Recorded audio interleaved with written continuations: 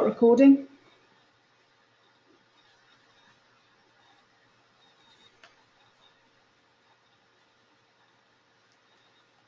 Okay, welcome to the last session of the module. There's not very many of you here, so I'm either hoping that some more will join or maybe they won't. So I'm recording this and I will obviously post it up to the Moodle site as soon as we have finished. So we're going to talk about qualitative research analysis. And one of the things we're going to talk about today, obviously, is going to be thematic analysis, which will, if you are in the middle of your thematic analysis for your narrative review, then that will help you enormously. So any particular questions about the assignment, though, we'll address right at the end. We'll have a little bit of a assignment discussion right at the end. So any questions to start?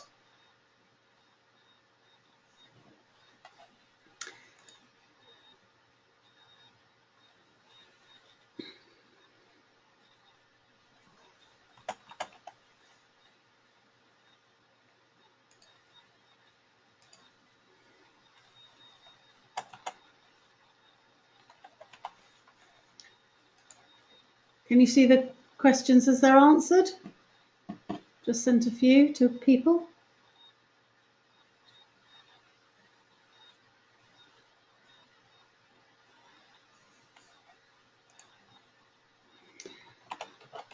I'm not very good at typing and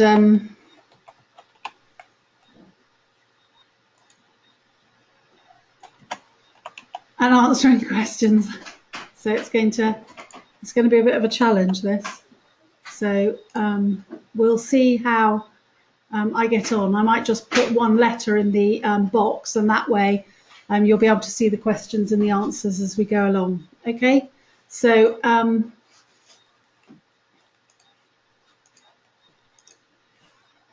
send to all. I'm not sure if that's working or not. Just perfecting the technology. Great. Okay, so we will get started on the initial presentation, and then, as I said, we'll have some time for tutorial questions at the end. So we're going to talk about research, qualitative research analysis today. So just to revisit some of the things that we might have been talking about when we were talking about qualitative research, and this goes back to that presentation that Heather gave back in October time about the nature of qualitative research. And so the kind of questions that are going to be asked in qualitative research are what is going on in a particular setting, or what are the relative variables to study, on which people take part, and so on. These kind of questions are the kind of questions that we'll be asking in qualitative research. So as opposed to a fortnight ago when you were looking at quantitative research, these questions are answered in a very, very different manner. So if you are seeking to find out the meaning of something, or how people think or feel about a particular activity, there is very little value in having some sort of statistical analysis. So if you want to find out what somebody thinks about something, a percentage or a probability value or a p-value or whatever is not going to have any relevance to that. So how do we go about answering these sort of questions? And the only way we can answer these questions is by immersing ourselves in the data. And one of the things that's very, very strong in qualitative research is that you become, or you seek to gain, a very deep and rich understanding of a particular question. So if you're trying to find out how somebody thinks or feels about it, one of the best ways, as we've already highlighted, is to ask them. And to ask them, you're either going to use a questionnaire or you're going to use an interview. And then if you're going to interview somebody, to analyse that data, you're going to have to listen to that interview transcript or read that interview transcript multiple times. If any of you have participated in or done any research already, you will know that when you have an interview transcript or a questionnaire that's got open questions, that to look at that data and to keep looking at that data and really thinking about the data that you've got takes a long time. It's quite a time-consuming process. But one of the things about the analysis is you've got to have a degree of flexibility. So although in your outset you might suggest that you're going to do some sort of thematic or content analysis, that might change. And so a research proposal in a qualitative research study may be something quite flexible, might be quite fluid. So as we have already talked about, there are a whole load of different methods of data collection in qualitative research. So we've got the idea of an individual interview. So that might be a face-to-face or a telephone interview where you are recording a transcript of somebody's responses. If you're using a phenomenological approach, you might have some brief statements or questions that you'll ask your participant and let them talk. So let them give you their story. You might use a focus group interview. In a focus group interview, you might record. So you might, again, have a long transcript of information. Often, if you're doing a focus group interview, alongside that data, that transcript, you will have some sort of reflective account or reflective diary, because you will take field notes that sit alongside the interview. For example, if you are doing either a focus group or an interview, individual interview, what you might want to take note of is not just the spoken word, but the body language, the facial expressions, those sort of contextual things that will make the data that you are looking at far more alive and far more real. So when you're analysing it, you have got to analyse both types of data. You can't just analyse the transcript on its own, because the transcript on its own may not have full meaning. You might do a piece of participatory research, which might be some observation. You might watch somebody practice either as a participant or a non-participant. And again, that's going to include not just the record of the activity, but it's going to include some field notes as well. When participating in the research, and this is sometimes something that's a little bit missing when you read qualitative studies, that the reflective diary and the field notes may not be evident. You might do a case study review. So you might look at a particular case study, or you might review one. And I don't know if any of you have got any case study reviews as part of your articles. Any of you have got any articles that have used case study as a method of data collection? Have any of you got any?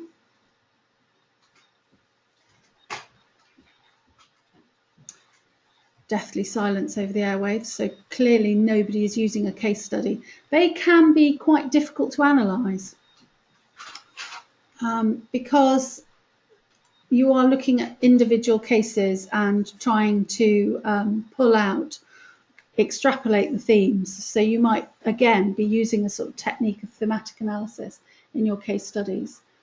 And then we've got action research, and action research may take the form of participation, interviews, focus group interviews, and all sorts of other methods of data collection.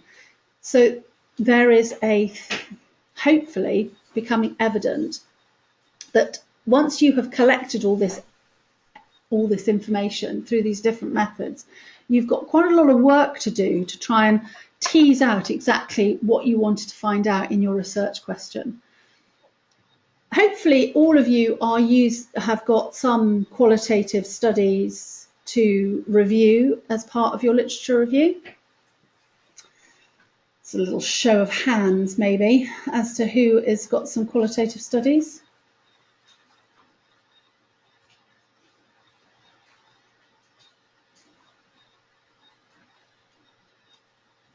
Okay, so only 4 or 5 of you have put your hands up to say you've got some qualitative studies. So predominantly we're looking at quantitative studies in terms of our data analysis, our literature review. What becomes the qualitative studies can be quite difficult to tease apart.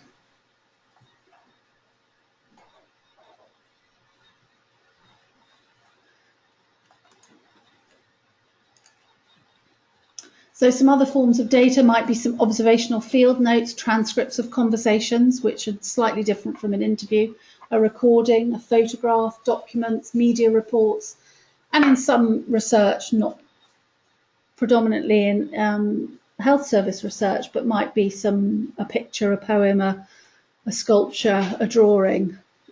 Drawings can be quite useful tools of data collection when interviewing children. So any of you are looking at any paediatric focused research, you might have found some drawings. But again, when you look at those articles, those published pieces of research, it's very difficult, therefore, to reproduce the raw data. So when you are looking at your reports, your articles, they will give you their opinion or their analysis of the raw data. They don't often give you the data itself.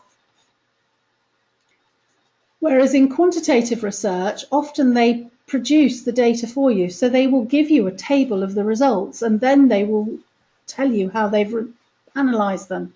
So you've got a clearer audit trail of exactly how they've come to their conclusions. So when you're looking at the data, the articles that you have reviewed, it's easier for you to say, I can see where they've got this information. In qualitative research, they often don't reproduce the raw data. So you are therefore criticising or critiquing the conclusions that they have drawn.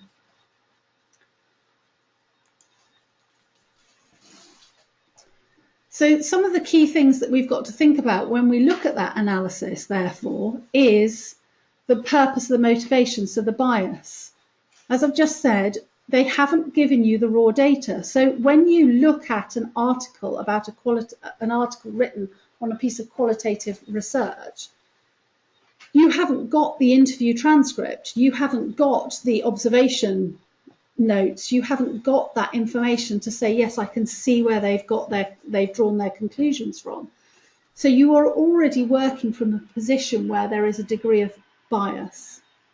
Hopefully, and in the articles that you're reviewing, you can see that bias, and they've sort of fessed up to it, for want of a better expression. They've said, this is the perspective from which I'm coming from, these are the themes that I'm looking for. So in a way, they've told you what they were after while they were collecting the data. That can skew the data that they've collected, and that is a definite criticism of qualitative research. The role of the researcher is also key to the analysis. How did they analyse it? Did they collect the data, or are they analysing data that was collected by somebody else?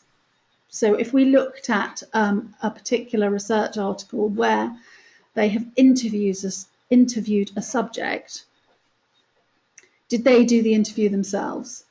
Or did an interviewer do it for them and they are analysing the transcript? Because there will be a very, very different relationship there when you're looking at that data. And sometimes when you read qualitative research, it's not clear who's actually collected the data itself. If you can imagine the difference, if you interviewed somebody and then read the transcript, you would have a whole set of personal knowledge to inform that transcript because you were there and you lived that experience. If you are reading a transcript without having collected the data yourself, your feelings and thoughts and analysis of that record of the interview is going to be different.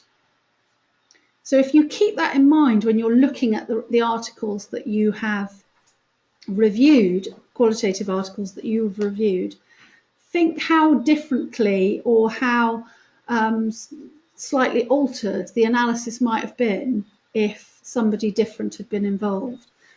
And what researchers do to overcome that is to have a degree of member checking. So if I listen to a transcript, I might get a colleague, a fellow researcher, to listen to a transcript as well, to see if they saw the same things as I had seen in the context with the field notes as well.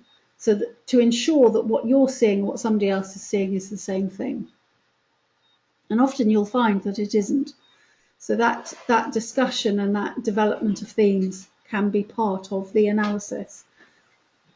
But if I picked up any qualitative study right now and had a look at it, I very much doubt that there would be that discussion evident. And that is a real flaw in the publication of qualitative research, that we don't tend to really map out exactly how the analysis was undertaken in practical terms. We use broad commentary and we don't really break it down to exactly what was done and how it was done.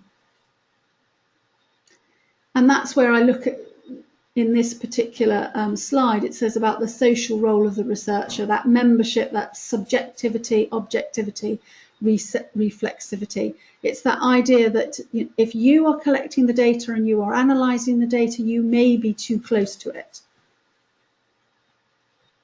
But if you are undertaking a piece of phenomenological research, and a phenomenological researcher, if anybody's read any phenomenological articles, that relationship is part of the analysis. So I don't know if you remember the terms that we used and we talked about right back at the beginning of the module, back in September, when we talked about your ontology and your epistemology. We talked about where you sit as a researcher. So when you're reading these articles, is it evident where the researcher is in relation to their research question? And that's a really important thing to think about when you're reading these articles. Any questions on that?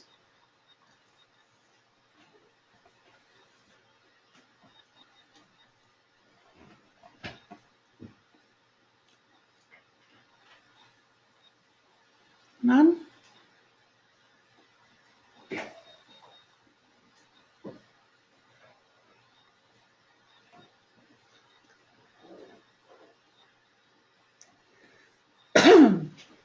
Can I say the last bit? I can't remember what I last said, Helen.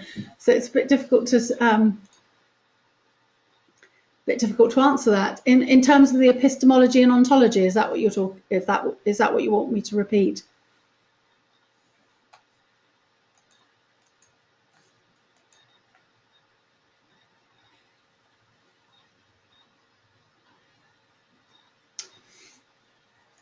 Okay, where the research, what Helen's asking is the bit about where the researcher sits. What a great idea, Leanne. Why don't I unmute her? Where are you? Helen, ask your question for me. It was just really, when you said where the researcher sits, is that in terms of the question they're posing or their personal opinions? Well, both in a way, because if you are asking a question about how somebody thinks and feels about something, and then you sit in that interview and you ask, for example, I ask somebody about how they feel about their diagnosis of lymphoma, for an example, I'm sitting there in that relationship and listening to their answer. So if at the outset I have phrased my question correctly, then hopefully I've put any sort of personal biases and personal thoughts aside, and I'm listening to that account. And I also set out right at the beginning of my research where I'm coming from as a researcher. So what is it that my research question is trying to find out? Because I need to be a bit more specific than just saying, how does it feel to have a diagnosis of? So where am I coming from as a researcher? So if I'm saying I'm coming from for example, hermeneutic phenomenological perspective, that's a really big set of words, isn't it? then I'm accepting the fact that I'm going to sit in that relationship, I'm going to immerse myself in that relationship, and I am going to find out exactly what words and what language inform that person's feelings. Okay, does that make sense? Yes, that does. Sorry, my cats are about to kill each other. Yes, no, that's great. Thank you very much. I'll mute you now then, and we don't have to listen to your cats. Okay, any other questions?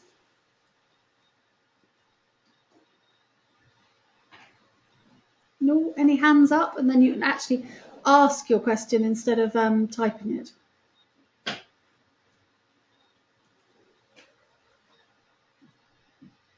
No. Okay. So going on from that previous slide when we were looking at the key issues about different personal biases and so on, we've sort of talked about some of this already. So a multi-method approach might eliminate the possibilities of having any kind of bias. So you might look at a questionnaire and an interview, a focus group and so on. But again, you're going to have much more data informing you. And when it comes to the analysis, how are you therefore going to go about analysing all of this data? In qualitative research, that we use the phrase that everything is data. So this is where we go back to when you're analysing it, there has to be, if you do an interview, for example, there would have to be some field notes, some reflective diary, some sort of supporting text to put that interview in context.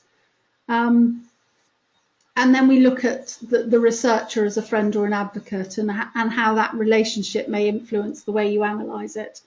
It's very time consuming. There is some software that you can utilise, but basically with if you're looking certainly at interview transcripts, you have to really get into them and listen over and over again to those interview transcripts.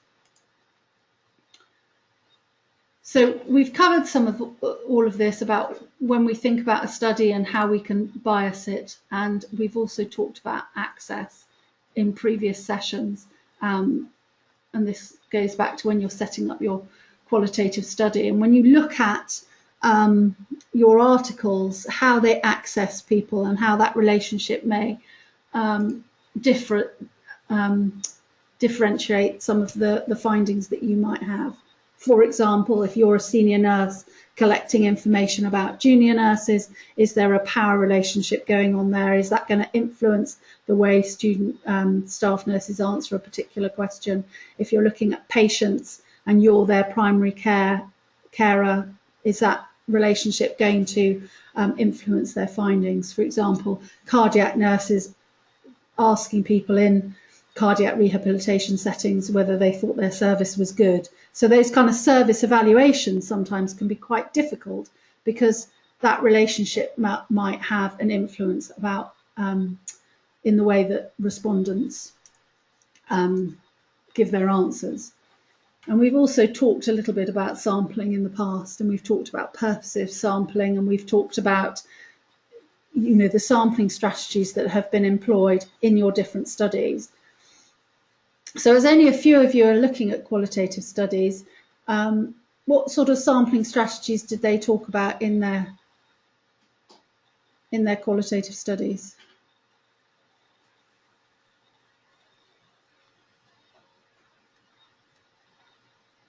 Silence. So a couple of you mentioned that you've looked at qualitative studies. Did they talk about their sampling strategies?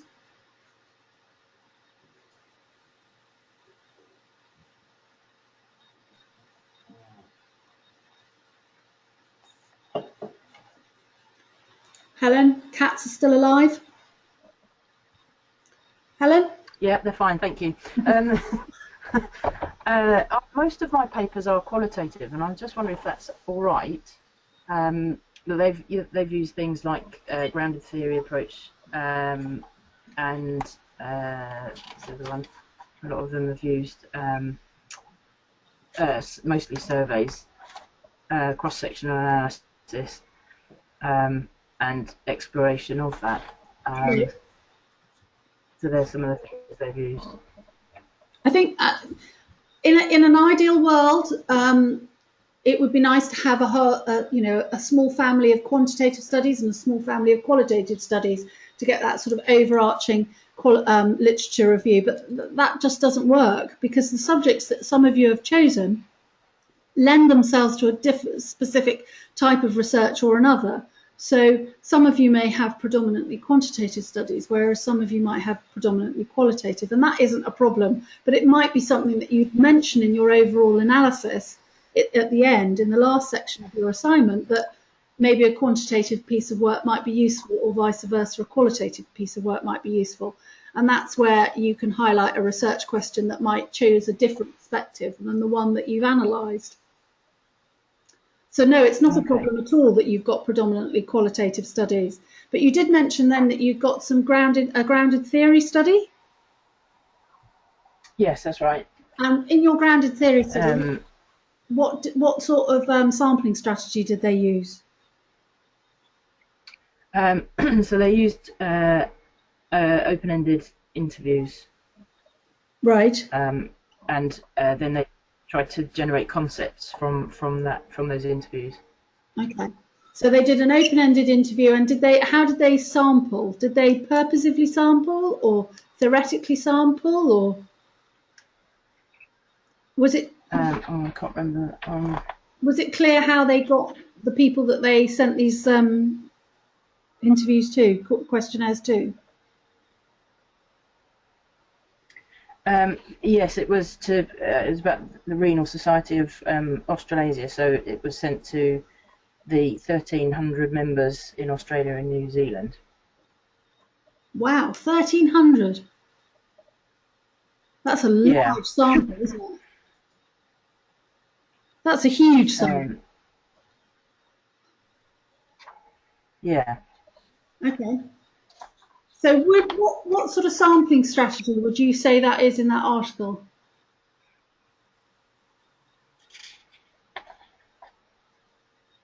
Anybody help Helen out? What sort of sampling strategy?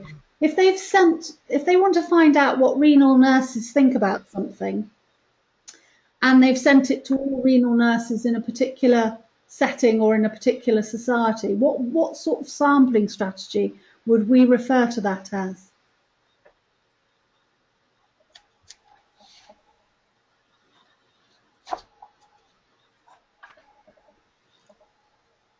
No idea.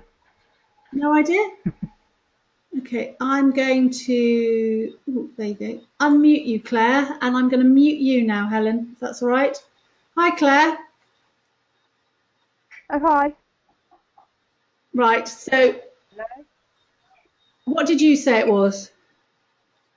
Purposeful. Yeah, or purposive, as we call it. Purposeful sampling is absolutely right.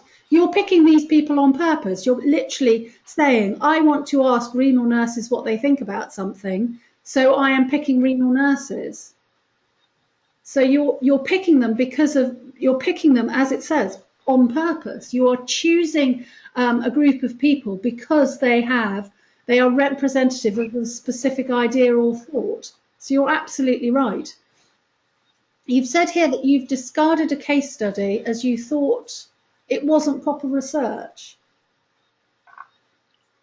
Yeah, I'm going to go back and read it again because most of my studies have been quantitative. Quantitative. And I sort of looked at it and thought, oh no, that doesn't go with it. But now I think I'll go back and reread it and look at it to give me a different way of looking at the research they've done into that topic. Absolutely, and I think what you might find, Claire, and I don't know if this will be the case, but it'd be great if it was, that once you'd performed a thematic analysis on that quantitative research, what you might find in the qualitative research is it supports that discussion from one specific case study. And case study reviews can be enormously useful because they can give you a snapshot of one particular person in that particular group. So if you've looked at many studies on coronary heart disease and post MI survival, for example, and the quantitative research has demonstrated that these were the particular themes in their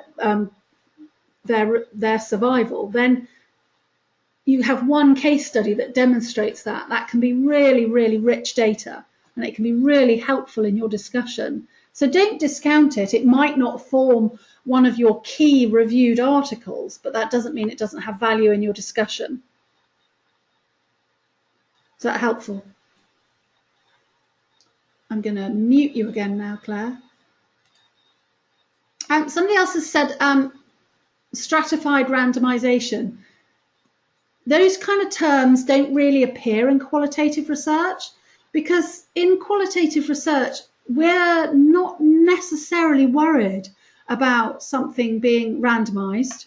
It's not about randomization in qualitative research. It's more about generalizability and transferability. So we're looking for people who are representative of a particular group of people. So we don't necessarily need there to be any kind of randomization, because that's not the kind of question that we're asking. So hopefully that clears that up. Any other questions?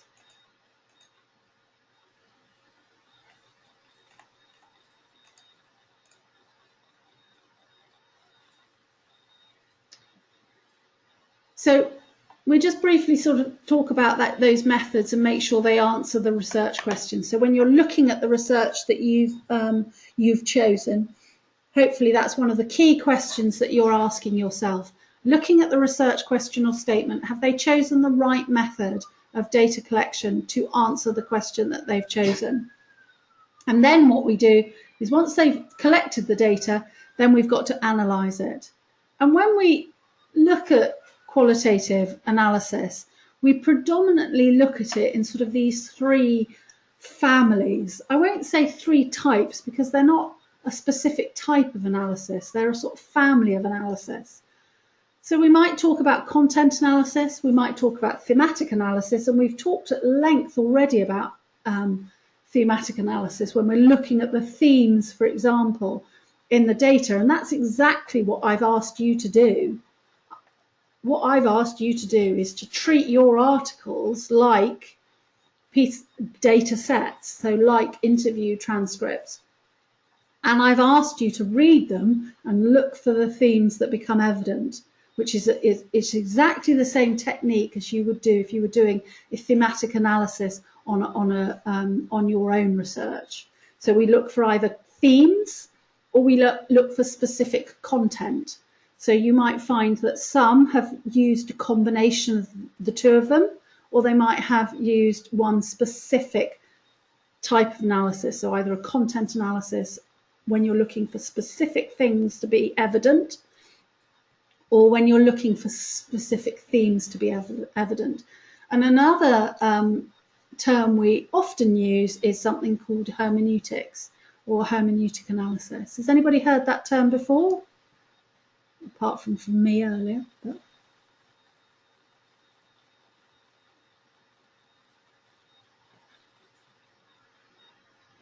no? Anybody come across hermeneutics before? Anybody got any ideas what it might mean?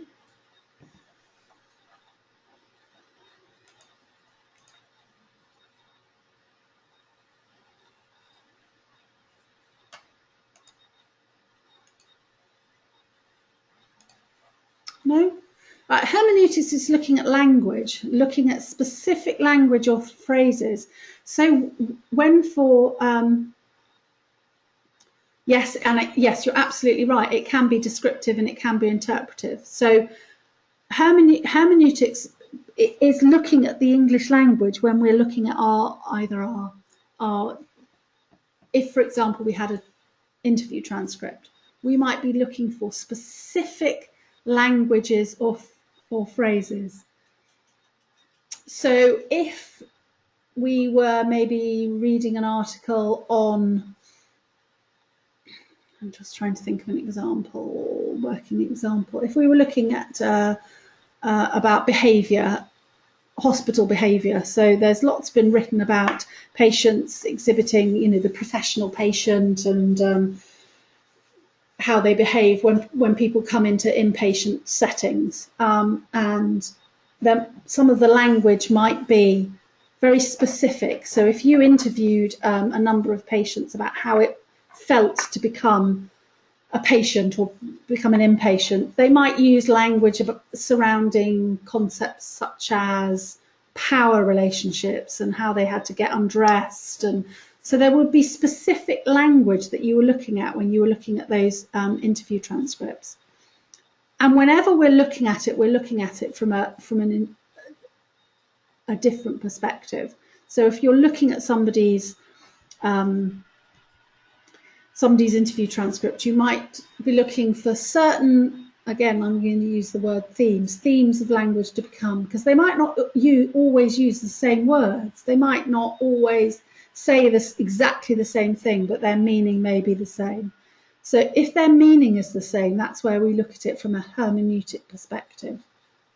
Now, often patients use this very similar language. So if I go back to using my example of getting a diagnosis of lymphoma, there might be certain words that threaded through every interview that you had around fear and words such as, their own mortality and, the cancer diagnosis and what that actually meant. And they might all use specific language which may really illustrate exactly how they felt about that. And it can be a very powerful method of analysis to look for hermeneutics. So with content and with thematic or hermeneutic analysis, we're looking for specific things within the interview transcripts that we, or the field notes, or the focus group interview, or whatever method of data collection we've chosen. So the process, and this is sort of mimicking, hopefully, the process that you have gone through while looking at your articles. If we use an interview as a method of data collection, so you'll transcribe that interview. You'll read it several times. If you have an audio recording of the interview, you might listen to it over and over again, really immersing yourself in the information. You might make some notes. You might review the field notes that you made when the interview was actually taking place. You might take note of tone and pauses of language and other sort of contextual things when you're listening to the interview itself. Because when you read a blank transcript of somebody, and I don't know if any of you ever have read a transcript of somebody's interview, it looks very different than the audio. So putting the two things together is often very, very important. So then we will comb through basic codes. And what we mean by that is we're looking for specific things. As I said, we might be looking for specific themes. We might be looking for specific content. We might be looking for specific language or hermeneutics. And whatever method you then use, whether it's highlighting it with a pen or pulling it out in using a computer program that pulls out certain words and phrases, looks for certain sets of words as a computer program, or whether it's you physically underlining and pulling things out, highlighting them in whatever way. And then you will cross-check those codes against data from the same participant and then between participants. So you'll do that for each interview, through that one interview or focus group interview or question, whatever the thing is, the data is. And then you'll look at it from each participant and then from in one participant through the text. So in a way you're sort of doing a cross pattern. So you're looking at across lots of people and then down one person. So it's that looking at that one article or looking at it across all the articles. So what you've just done, hopefully, the physical method that you've used, whether you've used highlighter pens or whether you've color coded it or whether you've made notes and pulled out certain words and phrases, it is just lots of different practical techniques that you can use. So you've cross-checked your codes and then you've grouped those codes into categories. So those different words and phrases, if you're looking at it from a content perspective, you might put certain words together. So again, if we go back to our example about getting a diagnosis of lymphoma, we might put all of the words or content associated with fear and dying and death and dying together.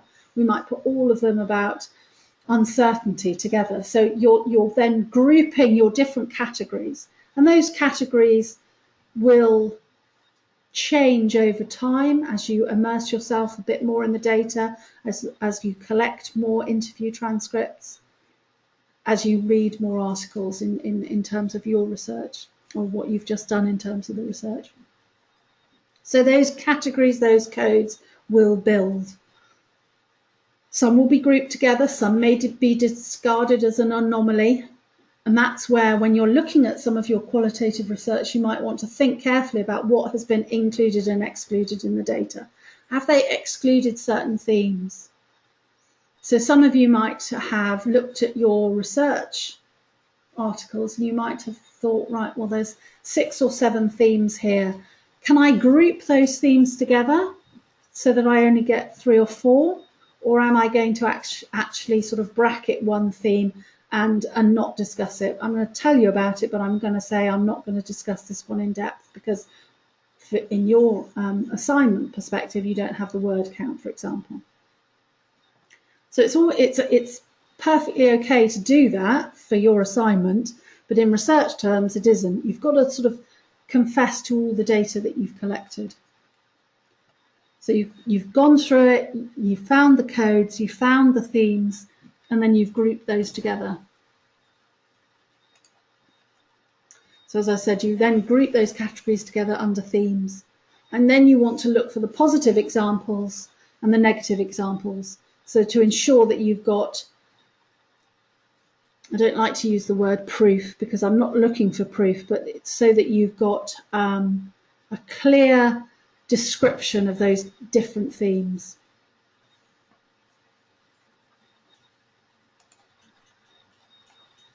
So any questions on that bit? So it sounds hopefully it sounds quite like what you've just done on your research articles. Any questions? Hands up and then I can... Ooh.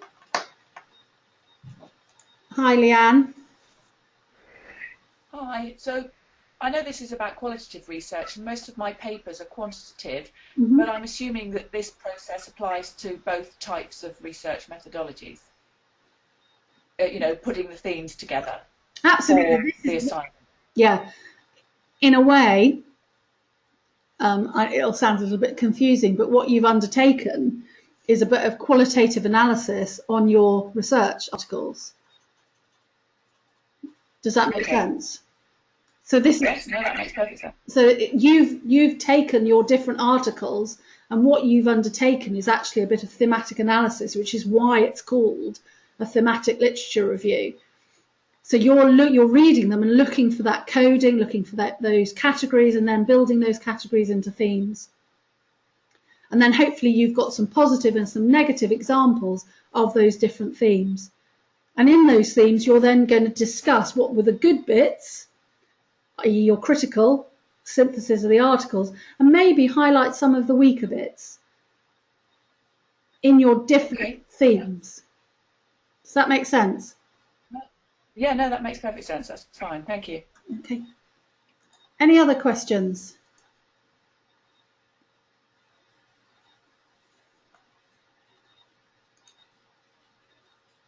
Any other questions? Oh, Leanne again. Did you put your hand back up, Leanne? No, it was me rolling the mouse over the top of the hand. It went to green, sorry. I just put your hand down. Any other questions, anybody?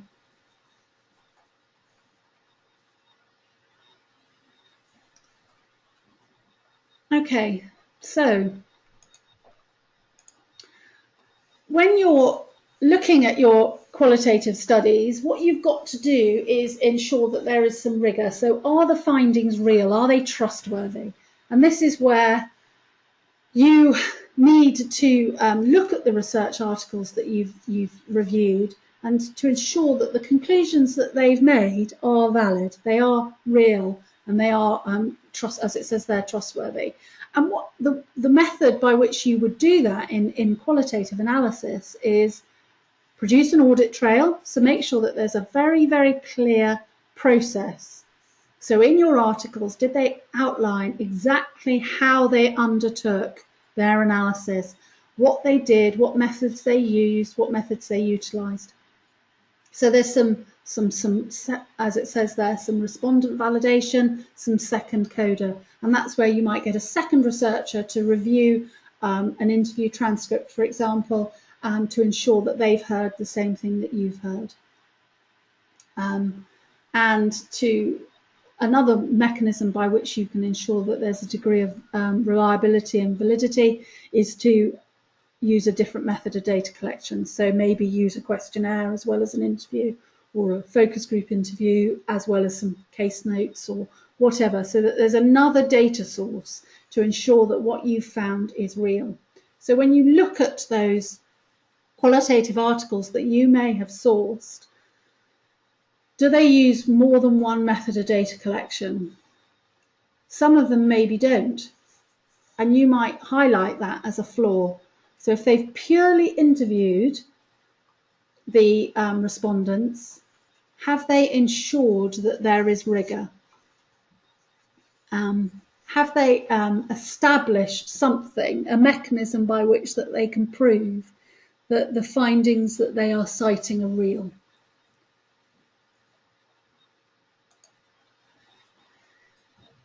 And we talk about reflexivity quite a bit when we talk about qualitative research, because the researcher needs to be very aware of how they've influenced the process. And we've mentioned this a little bit about who you are in relation to the respondent, and how you act to the respondent, and how, you know, what sort of environment they're in, and so on, so that there is a context to the interview.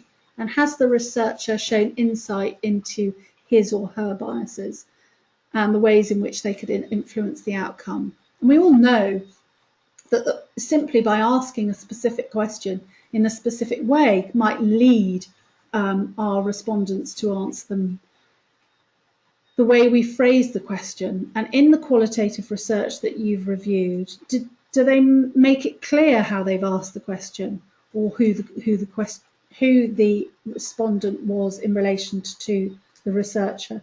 So there's a lot of questions sometimes that you need to ask when looking at your qualitative research to see whether the findings are true and valid.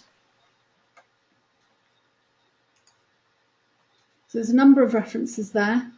I wouldn't say that any particular one is stronger than the other, but the Mays and Pope book is incredibly useful. The Lincoln book at the top is also incredibly useful.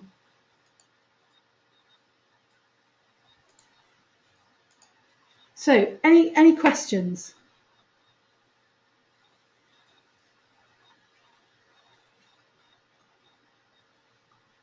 I've been talking for nearly an hour, so please ask me questions.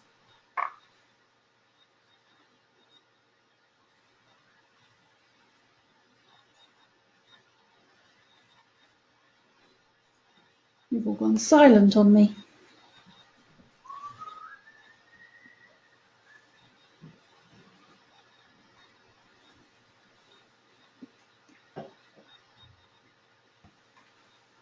Questions, people?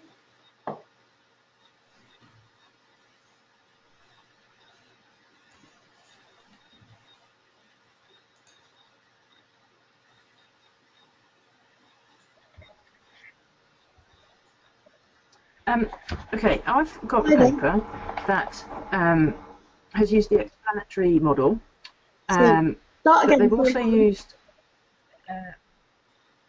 Sorry? Sorry, can you just start again? I lost the sound a bit there. Oh, okay, no worries.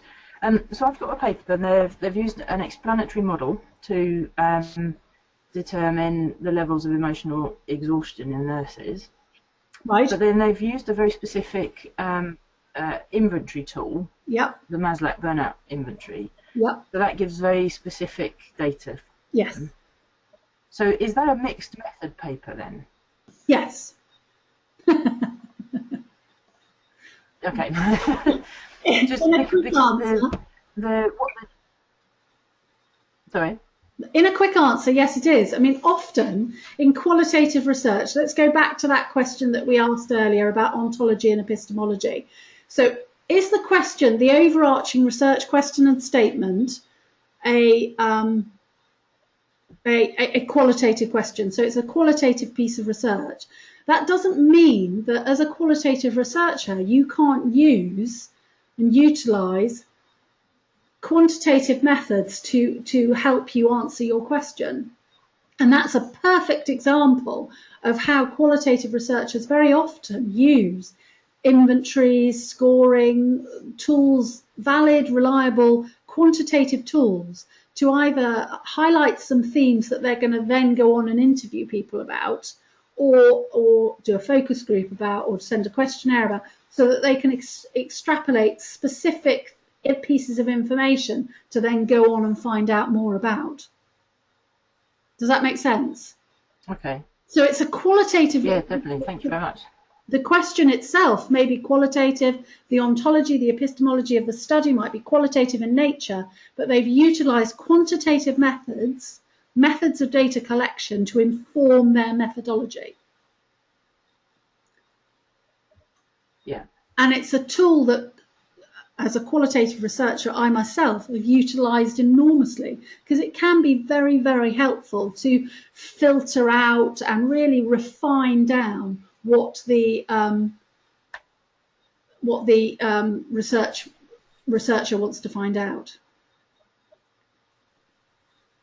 Okay. Okay, lovely. Thanks very much. Great. So the references, the handout itself, Leanne, is on the DLE, so I can go back to that slide, but they are there for you to look at any time you like, really. But there they are. Mark, you had a question. Mark? Hello. I'm a bit concerned because it all seems to be a bit biased towards qualitative research, a thematic analysis, and everything I've done is virtually all randomised controlled trials. Yeah. Which doesn't fit the essay question. Oh no, sorry. I think you've misinterpreted me a little bit, Mark. Okay, your studies are randomised control trial. That's absolutely fine. As I said before, it's the question you're asking, or the area that you're obviously looking at research into, is predominantly published RCTs, and that's absolutely fine. What I want you to do is a thematic analysis of those RCTs. Okay. Yeah, so it's not about the research itself. If you were undertaking a piece of qualitative research, these are the methods of data analysis you would use. But I'm actually asking for a thematic analysis in terms of the assignment. So it is pretty much the same technique you would use as if you had a bundle of interviews in front of you. So what are the themes that become evident from the findings of your RCTs? Yeah? Okay. Yeah. So if you looked at, in every single article that you've got there, so if you've got like 10 RCTs, in every single one of them, I bet you there's a paragraph, a discussion paragraph. Yeah. Or a summary of the findings, or both. Yeah. Yeah. Yeah. So if you put those summaries of findings and pretended they were interview transcripts, and you did a thematic analysis of them, that would be your, what themes have become evident from the articles that you've reviewed. All right. Yeah, I understand. Yeah. So it's not about a bias to qualitative research. I mean, obviously, I'm talking about qualitative research analysis today. So I'm referring it back to the qualitative studies, but no, there's no advantage or disadvantage to you reviewing qualitative or quantitative studies. I don't mind. As I said before, in an ideal world, you'd have a little family of one and a little family of the other, and you'd be able to have a bit of a discussion about which methods or methodologies were stronger. But I'm a pragmatist, and I realise that because of the subjects that some of you have chosen, there will be predominantly qualitative research published or predominantly quantitative research, and that's just the nature of the beast, unfortunately, or fortunately. Okay, thank you. Yeah? Yeah, yeah. I'm going to mute you again now, Mark. Please. Any other questions? Sarah, hi. Oops, Sarah. There we go. I've unmuted you, Sarah. Hello. Can I just clarify that, so if you use a scoring system, like I've got scoring systems for function of ankles after ankle fracture, they are qualitative, generally speaking. Okay, so what are the questions that are asked in that is that a tool of, is that a tool? Most of the papers I've got are looking at the outcome for the patient following treatment of ankle fracture, whether it's conservative or surgical. And some of them, they use a scoring system that assesses the function, sort of lifestyle functions of the patients following the treatment.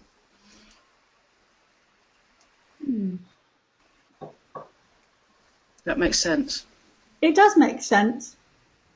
From that bit, I wouldn't know whether they were qualitative or quantitative. If we read, if you do you have one in front of you right now? I've kind of got a description of one of them. So if you could tell me what the research question was, I could probably tell you whether it was a qualitative or quantitative piece of research. One of the questions is, well, the title of the paper is Early Complications of Surgery and Operative Treatment of Ankle Fractures in Those Over 60. And what did they? What was their aim of the research? And their aim was to evaluate complications and the need for revision surgery after surgical treatment of ankle fractures in patients over 60 years old. So what do we think that is then? It's a piece of evaluation, isn't it? So what is that, quantitative or qualitative? Qualitative. You think so? I don't know, that's what I'm asking. I think that sounds more of a quantitative study, to be honest. You might have any descriptive statistics in it? Yes, it has. Yeah. So I think you're asking a quantitative question now. Because what they're saying is, does X treatment work better than Y treatment? Yeah, basically, yeah. Yeah. So to me, that's a quantitative question. It might not have been very clear, and one of your parts of your analysis might be it's unclear as to its methodology. But I think the question that they're asking comes from a very positivist. Do you remember this language from back in September? A positive perspective. They want to know whether X is better than Y. And that suggests to me a quantitative approach, not a qualitative approach. They don't care what the patient feels about revision, surgical revision, do they? They're not asking that question. No. No. So they're looking at the evaluation of patient outcome. Yeah, a positive question. Yes. Thank you. Do you like that phrase? Thanks. Yeah? Yeah. Done. Okay, Sarah, I've muted you again. Any other questions? In terms of qualitative analysis, any questions?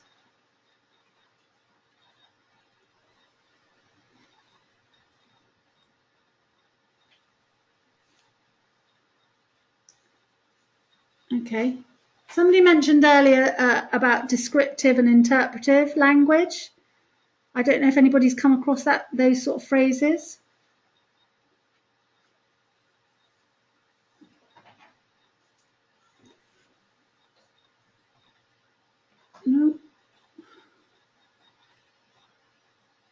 Well, no, Mark, you won't have, because yours are all RCTs, so they won't have had any descriptive or interpretive. No. So that's another way of describing some content or some themes, is that they can be interpretive or descriptive. So this is where it's looking at different types of language, and it can really help with the discussion of themes.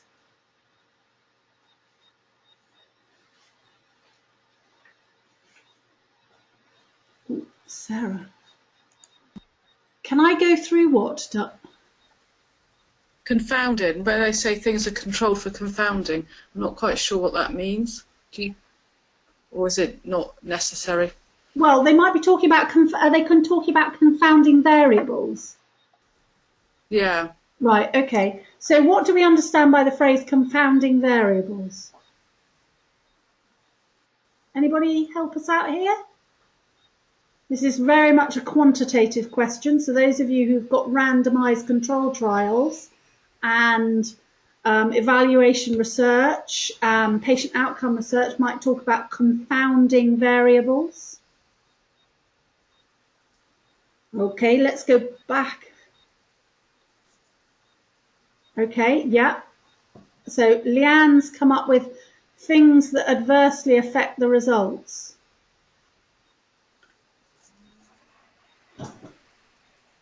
So what do we, let's break it down. What are we talking about when we talk about variables?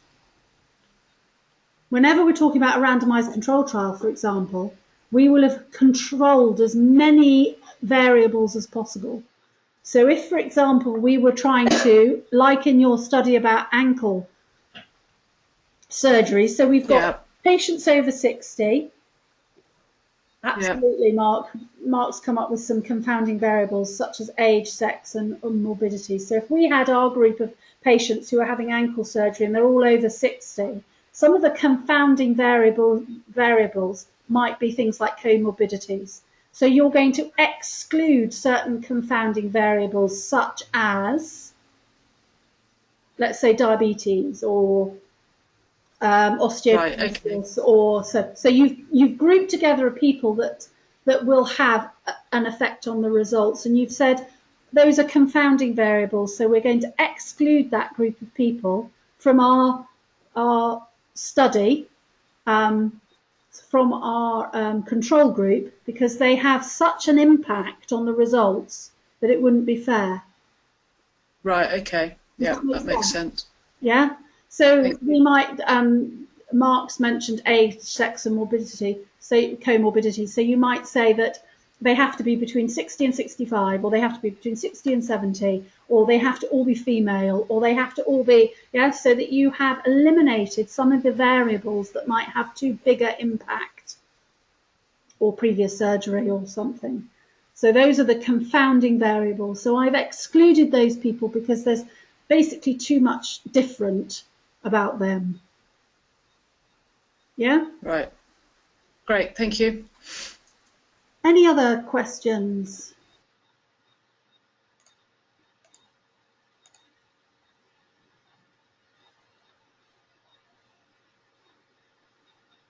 Any other questions? So no other questions specifically about qualitative research. Any general questions about the assignment then?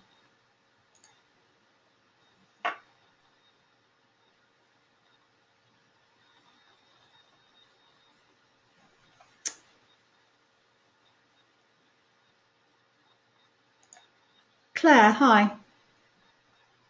Hi, Claire. You put your hand up? I've unmuted you. Claire? Oh, how do we do an online submission? There is an online tutorial on the DLE, but let's just have a little look, shall we? Oops, didn't want to do that.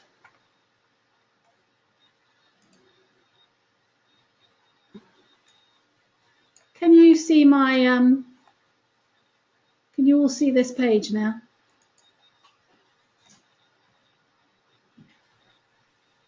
all see the DLE? Yep, great. Okay. So if we go to, now I get, because I'm not a student, I'm the module leader, I get a slightly different view from you. So when I click on this, but basically this is very similar for you, have this little symbol here, which is a little piece of paper with a hand underneath it. You click it, and I then get a grading summary, which you don't get. But if you go up to help, and you go up to help for students, there is a whole heap of stuff. So if we go to help and we go to student help, you get e-submissions, and there is submitting an assignment, individual assignment in Moodle, and there's a little video, Nadia, that shows you exactly what you need to do. Now, I don't get the same view as you, so I can't work it through on my site, but hopefully you will be able to. If you have any questions at the end of it, then give me a shout. But it is quite self-explanatory, and what they do in the video is they go through, in the PDF, they go through it step by step. So hopefully that will answer all of your questions. Is that okay, Nadia?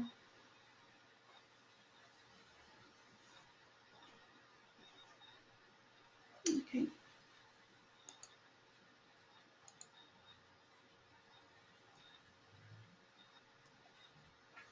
Okay, any other questions?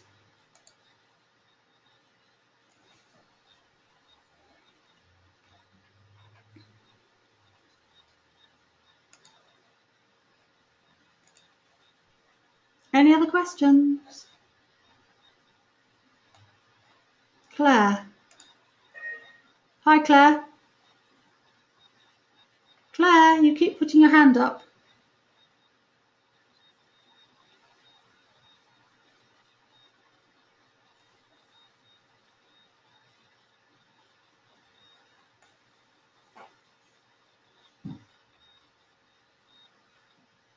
I can't hear you, no. Do you want to type your question?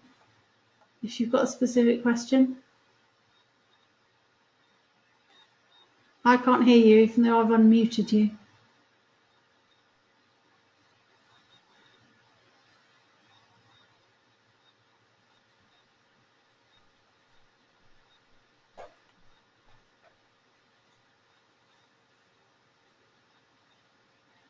I'll wait a moment. So if you want to type a question.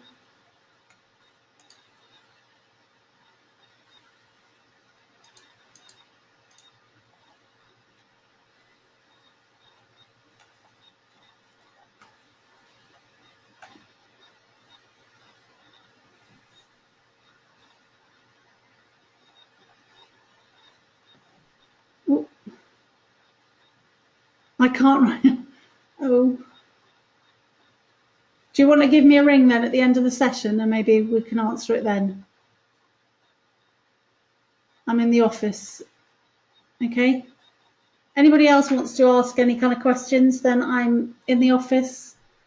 I don't really want to stop the recording quite yet because we've only been going a short time, and I'm conscious that you might all have other questions. If you don't have any other questions, then I'm happy for you to go. If you do, please stay for a bit longer.